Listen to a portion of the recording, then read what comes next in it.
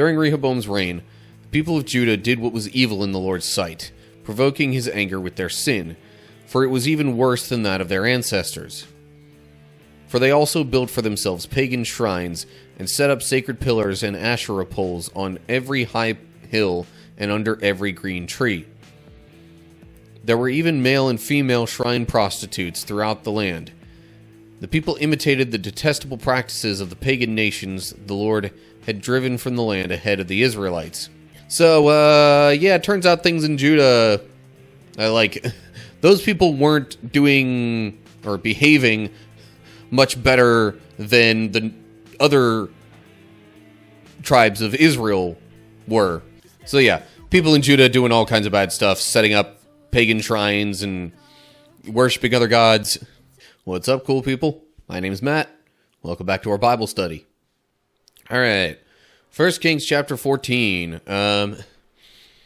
So, last chapter, Jeroboam had basically a prophecy spoken against him and what he was doing, setting up these pagan shrines and just appointing random people as priests.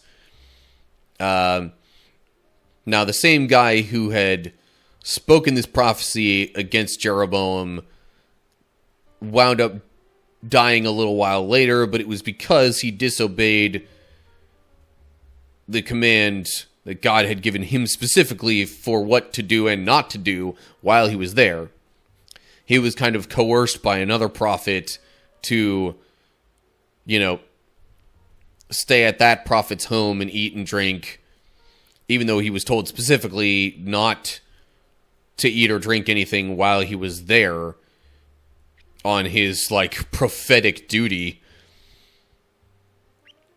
So ultimately, the Lord's word prevailed through all of that.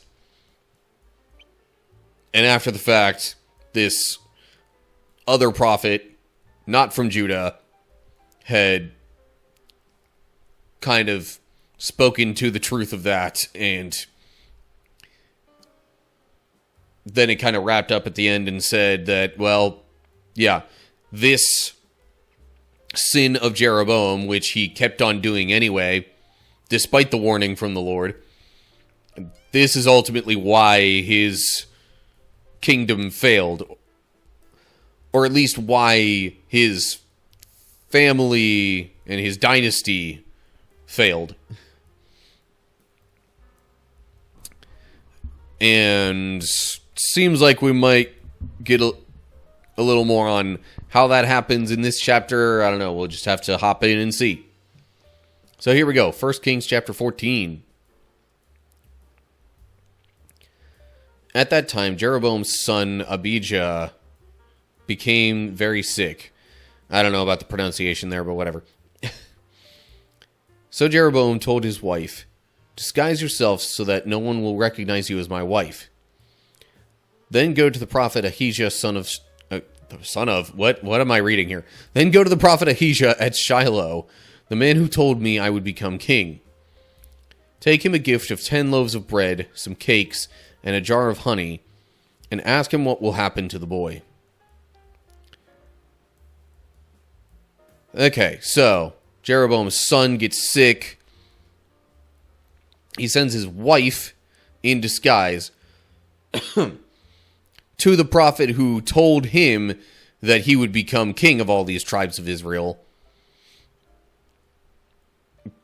seeking that prophet's wisdom and knowledge as to what will happen to their son.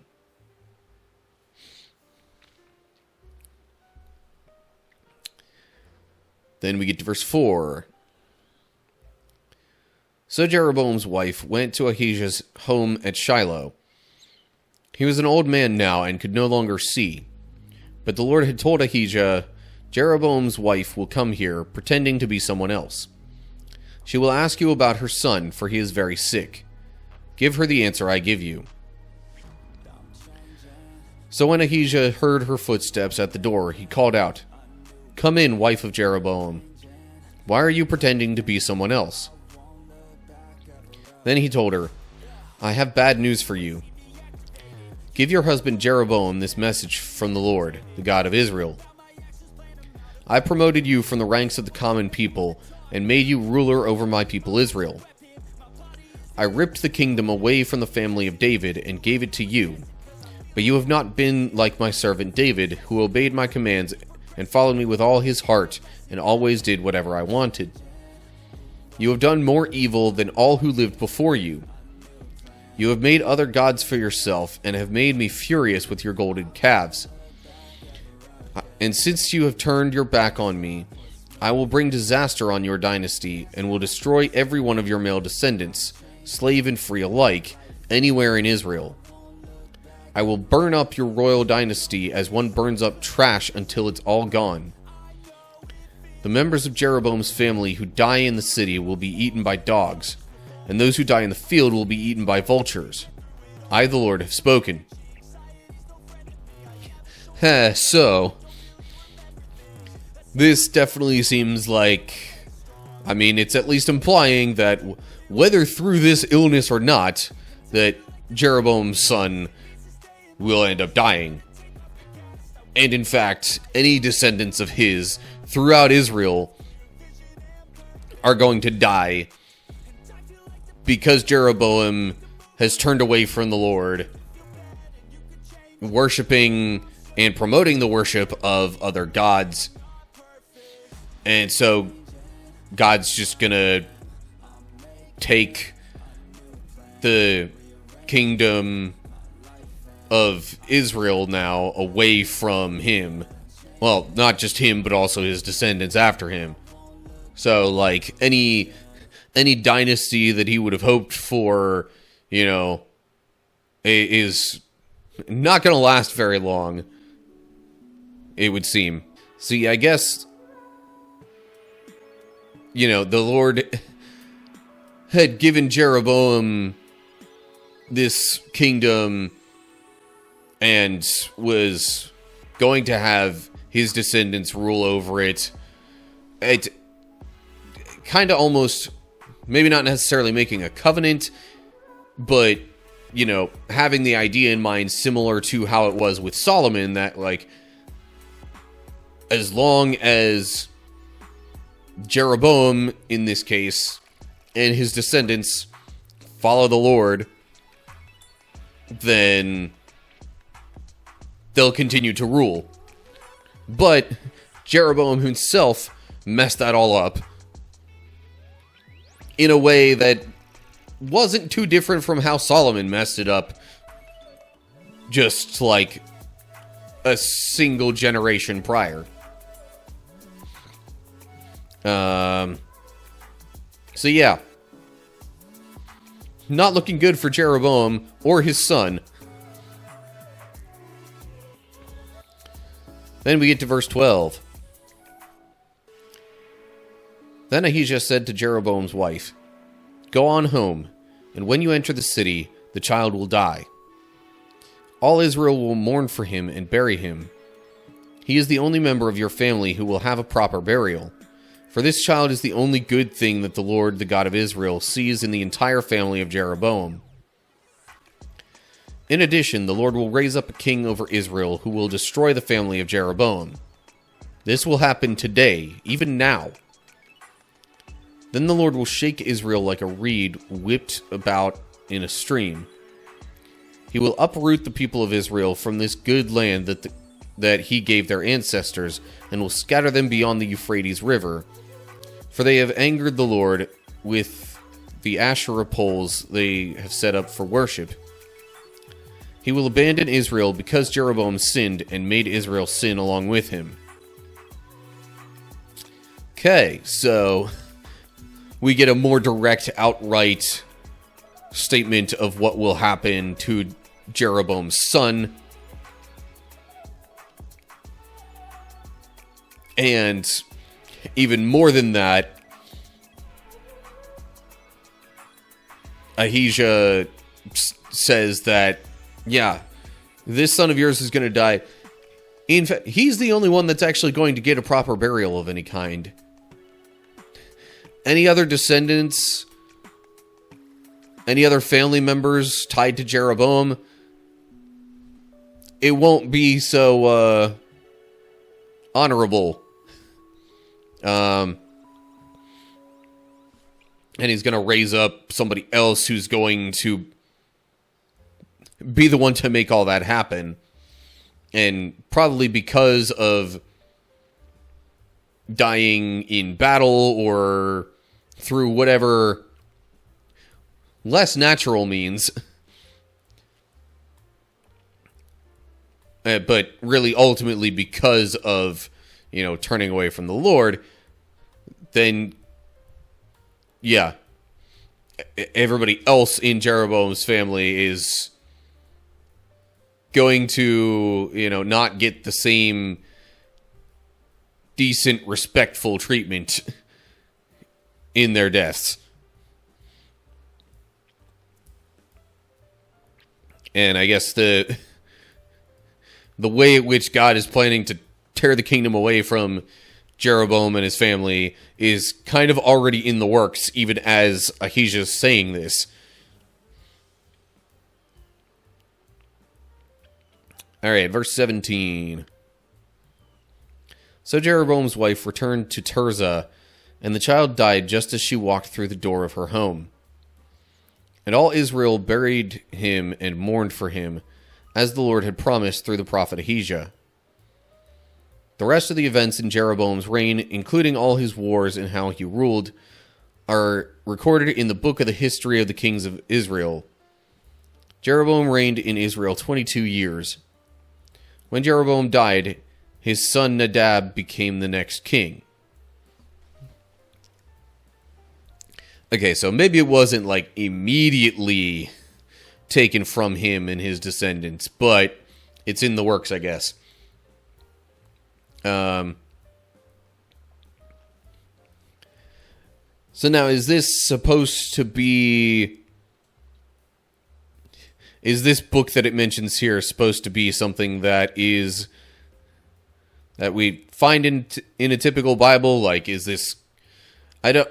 Like, my memory offhand of what all happens in the, Kings and Chronicles books is a little shaky.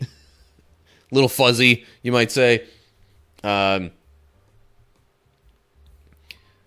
had previously mentioned other books that seem to be ones that aren't what we would find in our typical Bibles. So I don't know if it's one of those things where those have just been like completely lost to history, or if it's something that maybe we have some records of and it's outside the Bible. I'm not totally sure, but I don't know.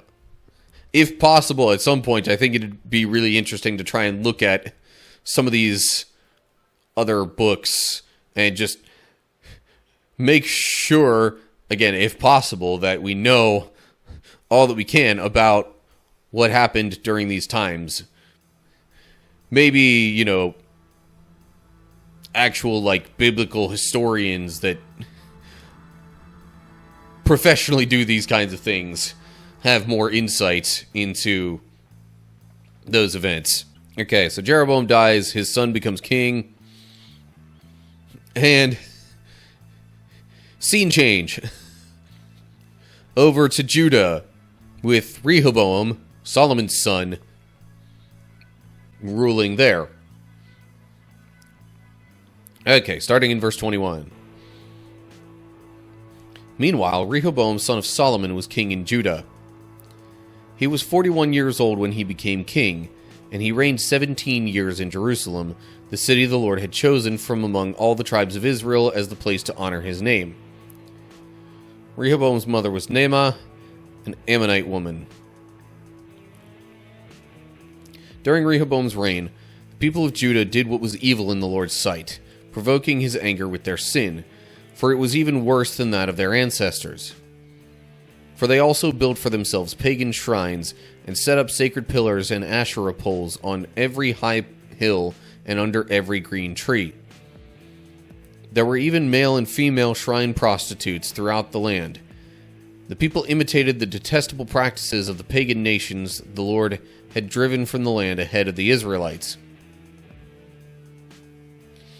So, yeah, it turns out things in Judah, those people weren't doing or behaving much better than the other tribes of Israel were.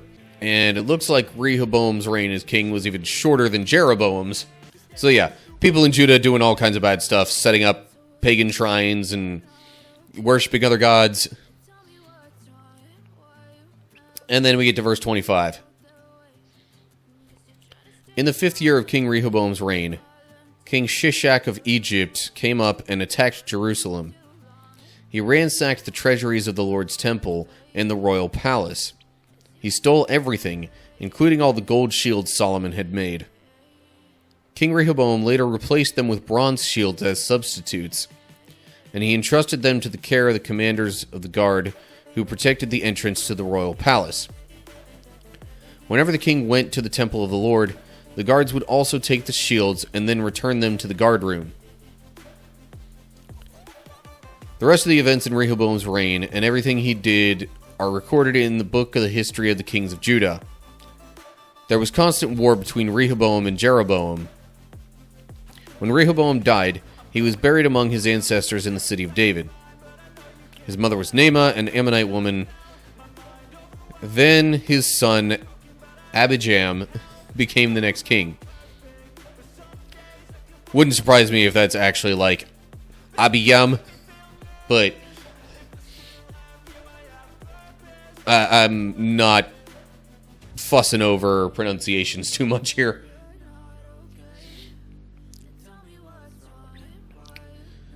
So, not only did things go, against God, not only did Rehoboam and the people of Judah not worship the Lord like they were supposed to, but they even wound up losing basically everything from the Lord's temple. So, these things that had specifically been made for the purpose of worshiping the Lord, gone. Taken by Egypt, apparently.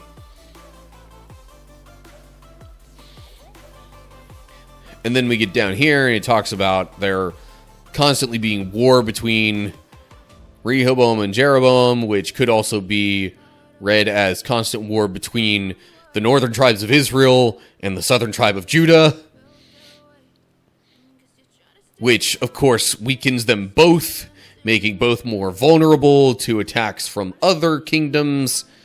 And, yeah, just they go from, this, absolute powerhouse of a kingdom, living in absolute opulence and prosperity of all kinds across the board, to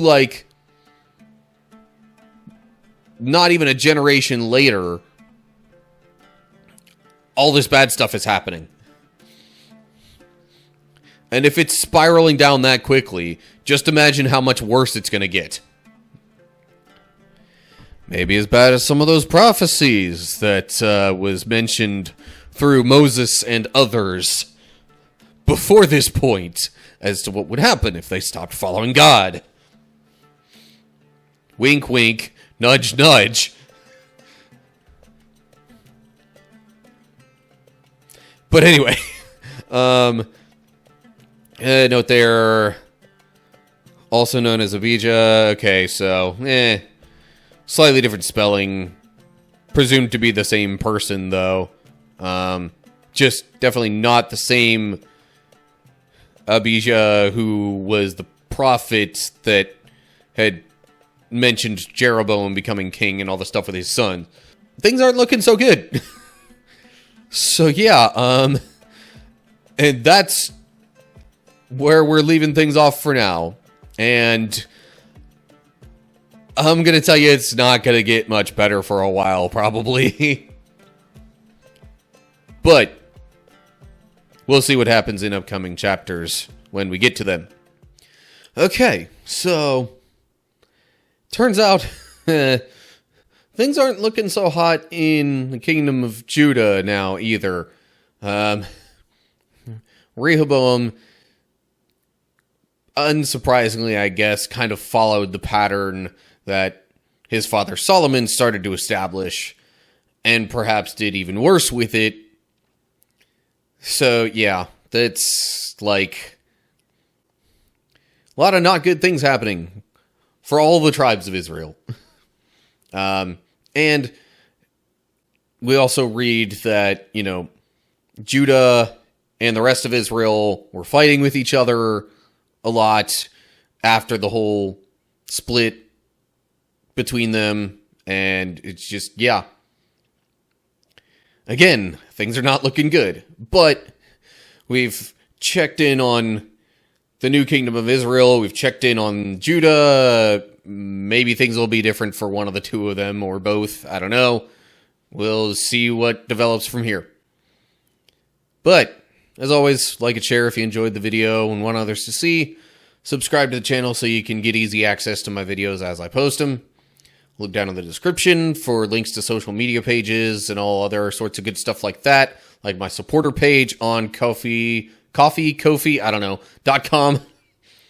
And my Discord server where we can chat about stuff.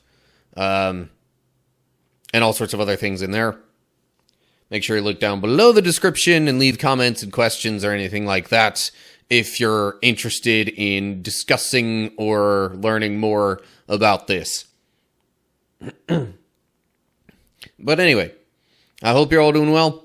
Hopefully I'll see you soon for another video. But whatever the case is, until next time, stay cool, people.